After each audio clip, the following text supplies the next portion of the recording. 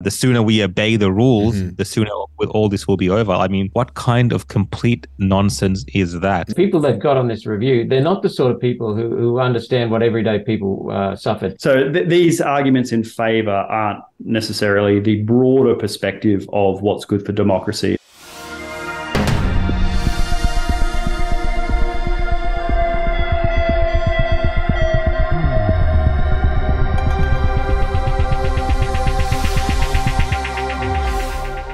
Immigration is not the cause of the housing shortage. I'm going to say that again because we're seeing a rapid rise in this chorus of voices that are telling us that we need to cut immigration because immigrants are the reason that people can't find or afford houses. Well, that's simply not the case. Now, to be clear, many of those people who are making that claim are people I respect or even admire, people who are clear-eyed and intelligent and very good on many other issues, but they're wrong on this one. Net immigration into Australia is down. Yes, down over the last 3 years compared with any 3-year period going back 20 years if you want to. Net immigration is down to 40,000 people on average over the last 3 years compared to 60,000 people per quarter for the 3 years before. That's a 1/3 drop in immigration over that full 3-year period. Now, to be fair, the intake levels right now are high and are set to get higher in part to compensate for the lack of intake during COVID. So we are entering a period of high immigration intake, but we're already short of houses before that increase happens and right after a period of low immigration intake. So no, the immigrants aren't taking your jobs or your houses. Something else is very wrong here. Yes, the high levels of immigration going forward are going to make the symptoms worse, but immigration is not the cause. And if we don't address the cause, the problem, then the problem will continue regardless of immigration levels. So instead of having an argument about immigration and investing all of our energy into not fixing the problem, let's identify and fix the actual problem so that we can all enjoy more abundant and more affordable housing. So, what is the problem? Well, the problem is that we don't have a housing free market in this country. But Topher, don't be silly. There's houses being bought and sold all the time. It's a free market. No, it isn't. Before a house can exist, the land has to be rezoned by government, a development has to be approved by government, and then government-approved builders can build government-approved houses that meet government-approved standards and have all the government-required features. And by the time all of that happens, 5 or more years have passed, and according to the Housing Industry Association, as much as 38% of a new house in a new Victorian development is the cost of government. 38%. It's hundreds of thousands of dollars per house. And that number includes not just the direct taxes, but critically the regulatory burden and the costs of compliance and the holding costs while a developer or a builder works through the painfully slow processes to get approvals. All of those costs add up and they all need to be recouped. Hundreds of thousands of dollars per new house. And right now there's another layer on top of that, which is that the recent spike in inflation caused by government, once again, has had a particularly sharp impact on the cost of construction.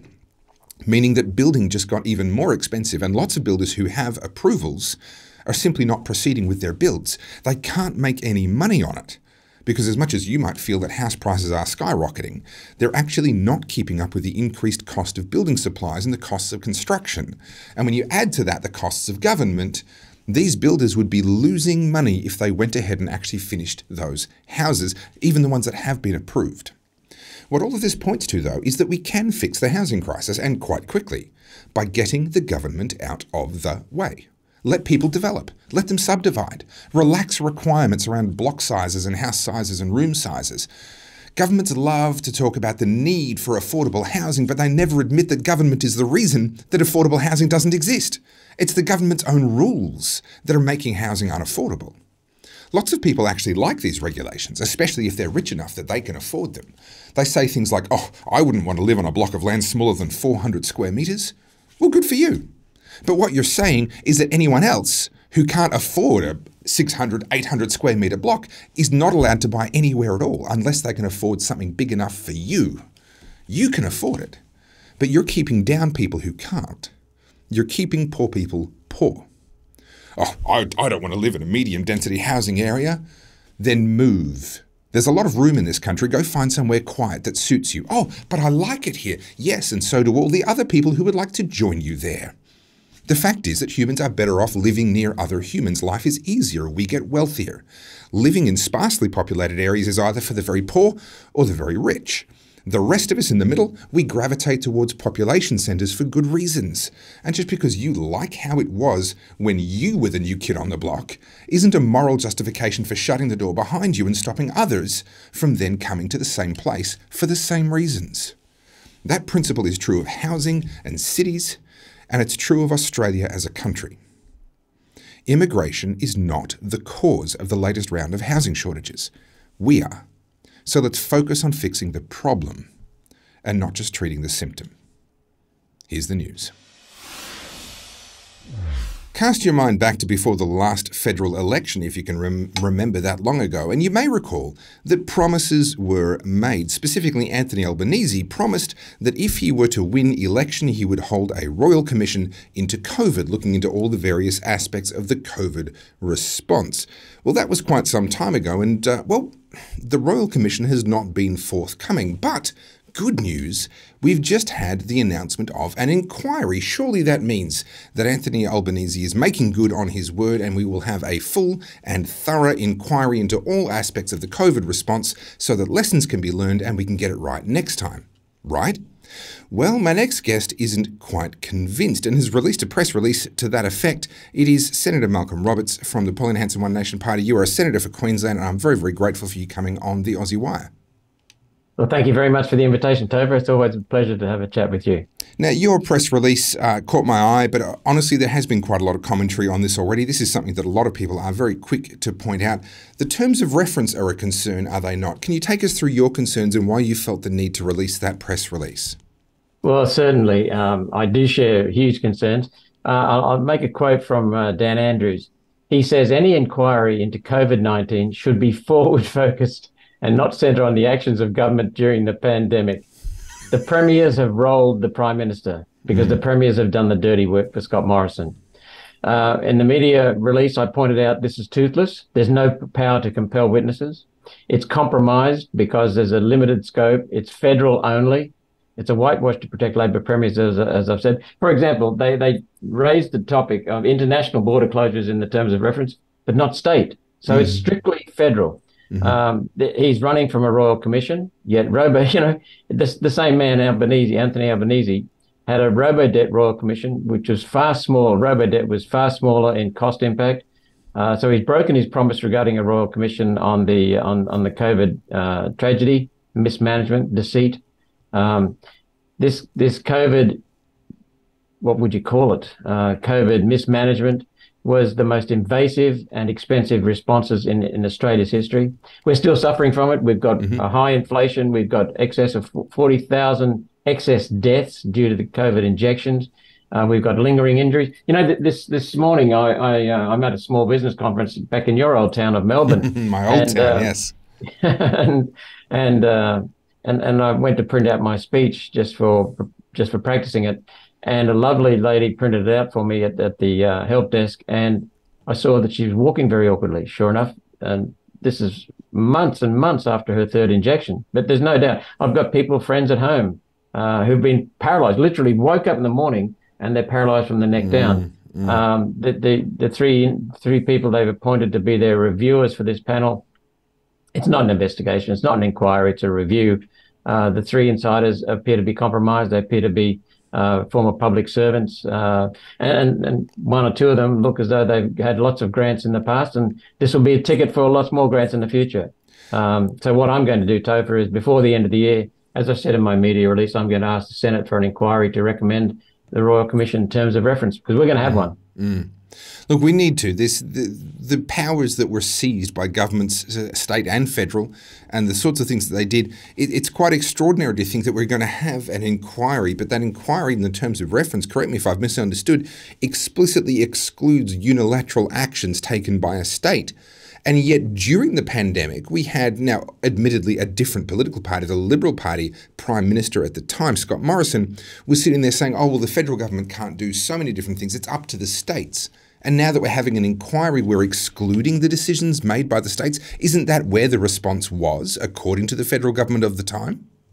Well, I happen to think that the key response was in Scott Morrison, but the implementation was in the premiers. So the premiers hold the can. They did it. They did it. So I agree with you entirely. You know, we've had media criticizing. We've had opposition, which you'd expect to criticize. We've had doctors criticize. I think the front page headlines on the Australian newspaper today, this evening, words to the effect that that medical practitioners have come out against it.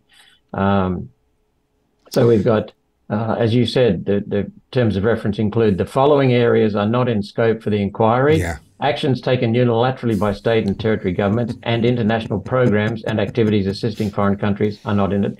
That's pretty much everything they did. Yeah. And then you get infectious disease expert Peter Collignan today, and I'm reading from these notes I made for you, told the Australian, a royal commission should examine measures taken to curb COVID infections, including those taken by states, as their utility will not be probed during an inquiry. He said, were lockdowns beneficial? Were border closures beneficial? This is an infectious diseases doctor, stopping people going outside for more than an hour. That is what affected people personally the most, he said. You know, and the people that got on this review, they're not the sort of people who understand what everyday people suffered. They won't understand what you suffered at the hands of that tyrant, Dan Andrews. You know, this is ridiculous. It's just a whitewash to protect Dan Andrews, Anastasia Palaszczuk, and the other Labor premiers. Now, McGowan was the other one, wasn't he? Yeah. Yeah. Some people could be forgiven for kind of asking the question. Well, Senator Malcolm Roberts and yourself, and if I can mention a few names, we've had some wonderful work from Senators Alex Antic, Jared Rennick, Matt Canavan. Ralph Babette is a recent addition, but he's really making a name for himself and getting stuck in. We've got a handful of really fantastic people who are getting stuck in on this issue. There are other great politicians who are getting stuck in on other issues as well, but just singling it down to this issue. We're seeing a handful standing up, but we're not seeing a lot of results. And some people get very disillusioned. They say, well, you're a politician, fix this. Why can't you fix this for us? We're in a situation now where yourself and a handful of others are saying, well, we need a royal commission. The government is saying you're not going to get one. All you're going to get is this incredibly prejudiced whitewash inquiry. What's to be done from this point forward? You're saying you're going to be calling for a royal commission. You're going to hold a Senate inquiry. What are the mechanisms at your disposal? How do we move forward from here towards what we all want to see? Well, I'll be asking for the Senate to approve an inquiry to develop the terms of reference. The Senate will give me permission or not give us permission for that inquiry, just as the Senate does on every other request. So that's one thing. I'll be doing some work. We're lining that up at the moment, but doing an inquiry of our own, much the same as we did in March and August of 2021. I think it was, I can't remember, 2022, where we had a multi-party, cross-party inquiry. But this one we'll probably do in-house because it's going to take a lot of getting top experts from around the world and particularly from Australia, and a whole variety of people, not just experts, but also vaccine injection-injured people. So we're working on those kinds of things. But you might notice that every week in the Senate, I give an update. Two of my staff team are just wonderful on this issue, and we give an update every week in the Senate. We didn't do it last week because we were flat out, but we give an update on the latest things unearthed around the world, and it is startling what's coming out. It is absolutely beyond my most wonderful expectations. So we're really getting there, and we'll put a lot of pressure on these people to come clean, Topher. So we'll just keep the pressure up. We will continue this forever until we get the Royal Commission, until we get the truth out, and until the guilty are punished. Well, the future is written by those who show up. And Senator Malcolm Roberts, I am grateful that you just keep showing up every day, every week in that Senate, despite overwhelming odds against you at times. And like I said, there are some other wonderful people in there. But you continue to show up and you continue to persevere and you continue to chip away. I tend to share your optimism. I look at what's happening around the world. I do think we are making progress. Sometimes it doesn't look that way, but I do think we are. The narrative has shifted and the sins of the past are coming home to roost on those who committed them. And it can't come soon enough as far as I'm concerned. Senator Malcolm Roberts, thank you for your press release today. Thank you for continuing to try and hold the federal government accountable. And here's hoping we will see that Royal Commission someday. Thank you for coming on the Aussie Wire. You're welcome, Topher, and keep going with what you're doing. Aussie Wire needs success for Australia's sake. We need success of the independent new media. Thank you very much for doing what you're doing. Well, no doubt you're aware that there is proposed new legislation, this Misinformation Disinformation Bill. We've covered it a number of times here on the Aussie Wire. We encouraged you to make a submission before that deadline closed a little while ago. We encouraged you to write in and tell the government what you thought about their proposed new legislation. Well, the good news is 23,000 submissions were made. We can't claim credit for all of them, of course, but this is a topic that has sparked a lot of interest and a lot of response. But who in the world is going to sit down and read 23,000 responses to find out what's in them and report that to the public? Well, nobody. But someone who has read some of the ones that have been released already is Crispin Rovere. I apologise, I've butchered your last name. Welcome to the Aussie Wire. Thanks, Topher. Now, you were on once before talking about your own personal experiences with getting unbanked, your bank accounts frozen, all of that. That's not the topic for today. You were tweeting and caught my eye. I saw that you have actually, and I don't know what has to be wrong with someone to decide voluntarily to do this, but after the first 150 of those 23,000 responses were released, you actually sat down and read them. Are you mad? Yes. But no, I think it's the least I could do. For people to sit down and write their own submission in their own words, their own feelings about what is a very important topic, something that I think we should all think about and develop our own position on. It's the least I could do is to actually read what the people had actually written. And it also gives a sense of the arguments as to the for and against, mostly against, for why such a legislation is being proposed and why its implications are so severe. Now, there was a lot of reporting around the fact that only 150 were initially released out of the 23,000. You've got a more measured perspective on that than what I've heard elsewhere. Can you share with us your thoughts on why that might be and what the process might be going forward? Yeah, I'm a bit more sympathetic to the poor people who are working on the committee.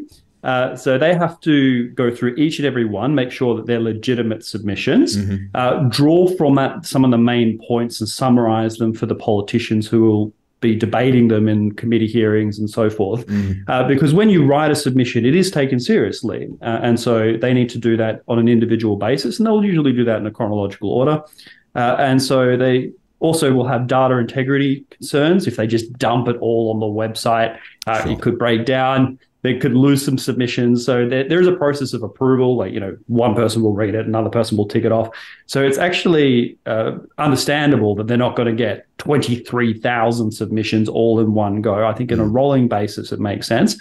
The real issue is that they didn't release any until the middle of September, a day after Parliament finished. So what would normally happen is that they would deal with it promptly. They would get some submissions up, and then the parliamentarians could debate and question and cite the submissions and throw things across the dispatch box. And one would imagine that if most of the submissions had been positive, perhaps they would have got them up a bit more swiftly, so the government could get on its dispatch and say, look, the people are behind it. But because the response was overwhelmingly negative, they started being dumped on a Friday afternoon after all the parliamentarians had gone home.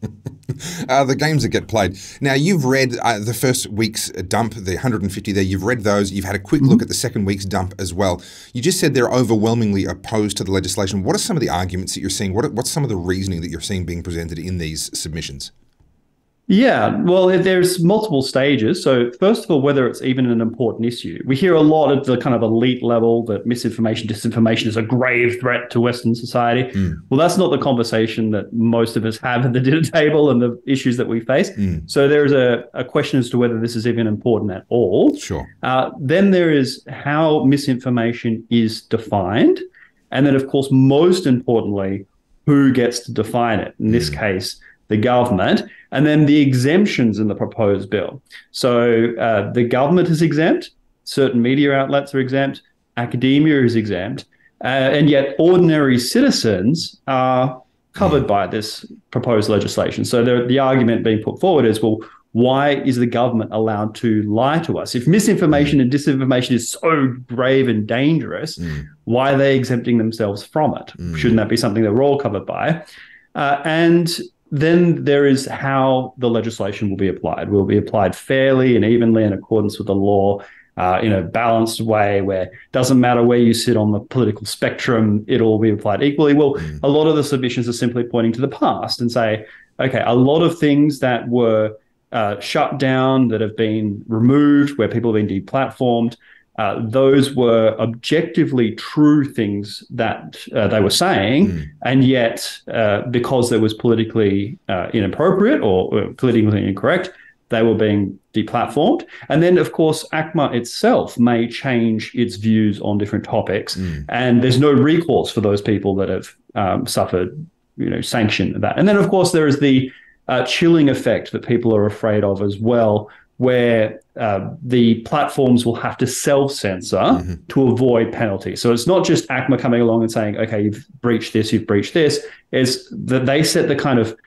playing field, the sense of what's appropriate, and then the social media companies themselves will, deplatform, censor, derank, and shadow ban. And people are really concerned about that a lot of things won't even be tested under law because the social media companies will take a draconian response. And these issues are coming up again and again. And then, of course, there is the core principle that a lot of submissions are simply saying, look, freedom of speech is really important. The antidote to bad ideas isn't censorship, isn't persecution. It's good ideas. It's the marketplace.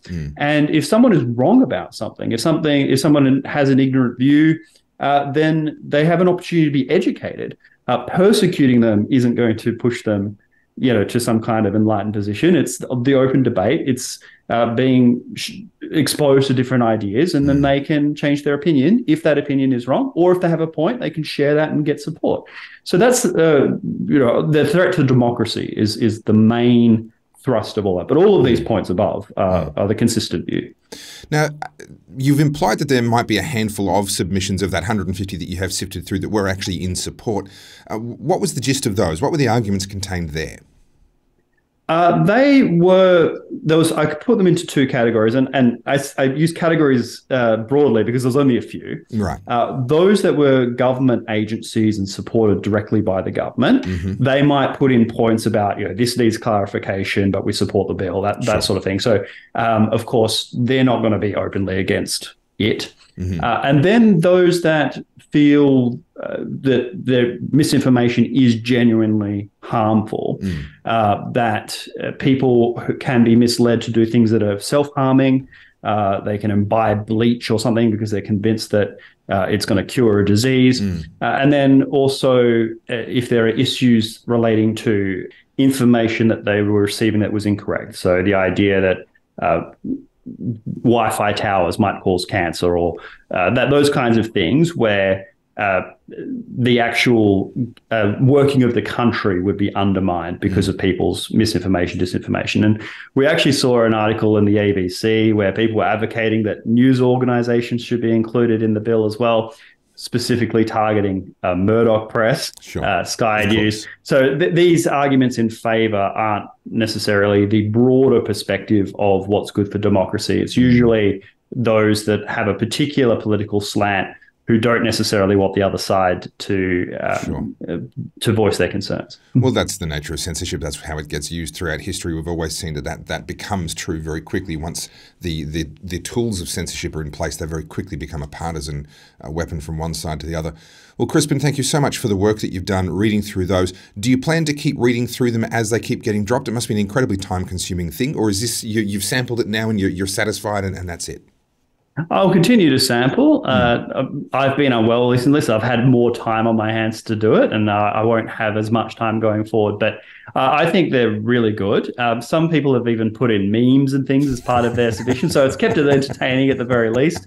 Not something you normally see in a government review.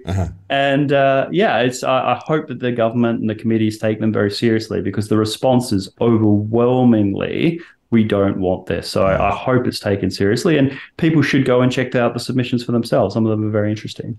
Well, Crispin, we'll put your social media handles into the description of this video so that people can follow you and get the word from the horse's mouth, so to speak, no offense, and can follow you as you continue to look through these submissions and report on those. But for today, thank you so much for coming on the Aussie Wire. Thanks for having me, Toba.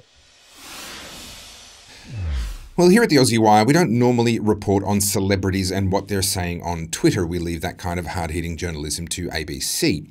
Q&A especially, of course. However, every now and again, and this is I think the second time in the 5 months that we've been running, I do make an exception because, well, this is pretty exceptional. I didn't want to break it down by myself.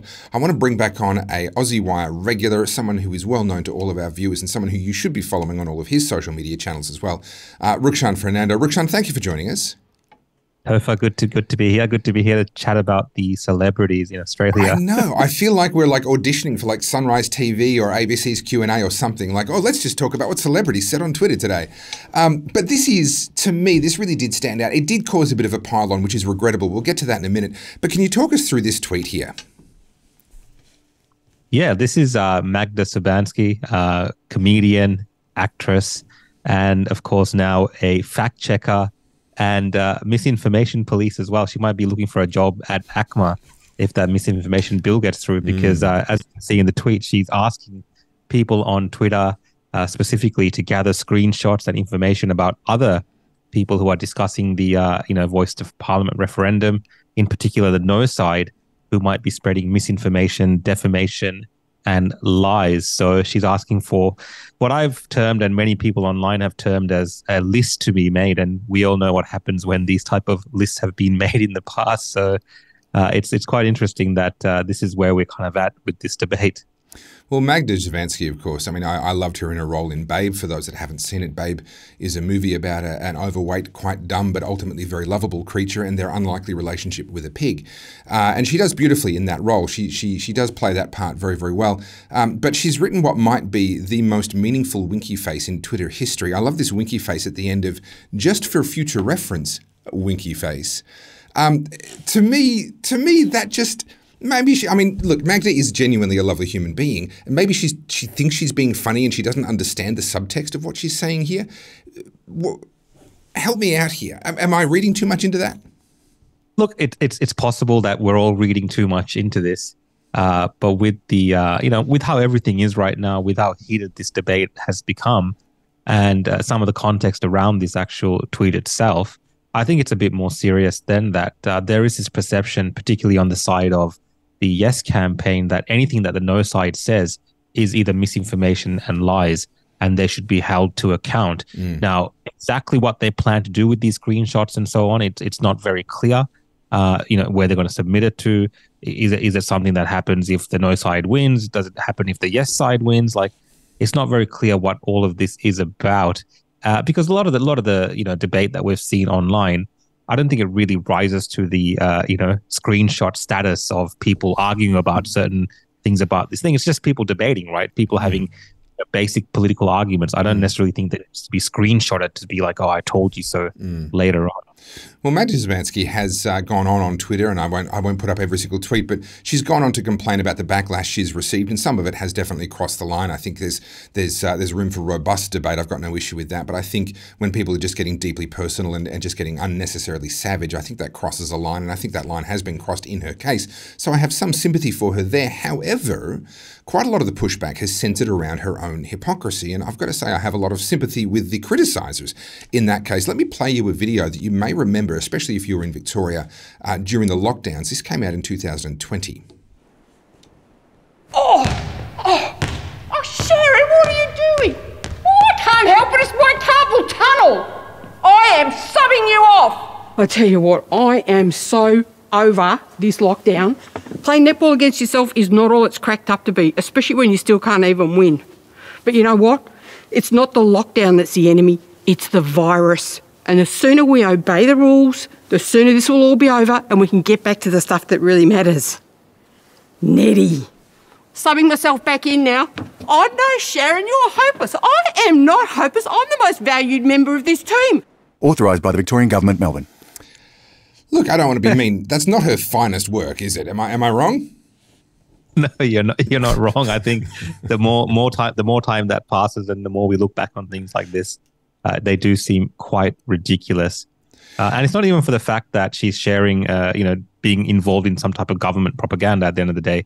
It's more so the fact that she's looking down on the rest of us and telling us to, the sooner we obey the rules, the sooner all this will be over. I mean, what kind of complete nonsense is that? You know, like this is the type that thing that these celebrities are more getting themselves involved in. Now, in this instance, I don't believe this is to do with the government instructing her or being involved in a campaign as such. This is more so her opinion. But we're seeing that same type of dynamic play out, right? Where she's kind of looking down on the rest of us. And I think that's why people are pushing back against some of the things that she's saying. It's the very definition of elitism. And Magda, if you're watching, which of course you're not, you've got far more important things to do, you might want to read the little parable about glass houses and throwing stones, because you put yourself in a position where you've actually been a spreader of lies and misinformation. And people like myself were at the time, not in hindsight, at the time, cautioning that lockdowns could very well prove to be more harmful than they were good. And many studies from around the world and some in Australia have since vindicated that point of view. So Magda Jovansky, thank you for spreading misinformation and lies during the height of the COVID pandemic, and now for deciding to track and make a list of misinformation and lies during the Yes campaign. Your public service is greatly appreciated. Rukshan, any final thoughts before we call it a day on this story and hopefully never have to talk about celebrities and tweets ever again? Yeah, look, I mean, another way to look at this is potentially Magda is stepping up to the plate and filling in the gap left by RMIT Fact Lab. We do have a void in fact checkers, of course, that have been suspended for all sorts of dubious reasons. So potentially Magda might be stepping up to the plate to kind of fill that role in our country. So she might be doing us a service as well, but obviously she needs to obviously not go down the route of RMIT Fact Lab and end up just spreading misinformation and disinformation herself. Well, she's not off to a flying start, I can tell you that. Rukshan Fernando, it's always a pleasure. Thank you for coming on the Aussie Wire. Lovely to be here. Thank you for watching the Aussie Wire News. We release new episodes every Tuesday and Thursday at 4 p.m. You can catch up on past episodes at theaussiewire.com. Be sure to join our email list and read our blogs while you're there. Please consider becoming an insider. That's a financial supporter of the Aussie Wire. The link for that is in the description. I'm Topher Field, and this is the Aussie Wire.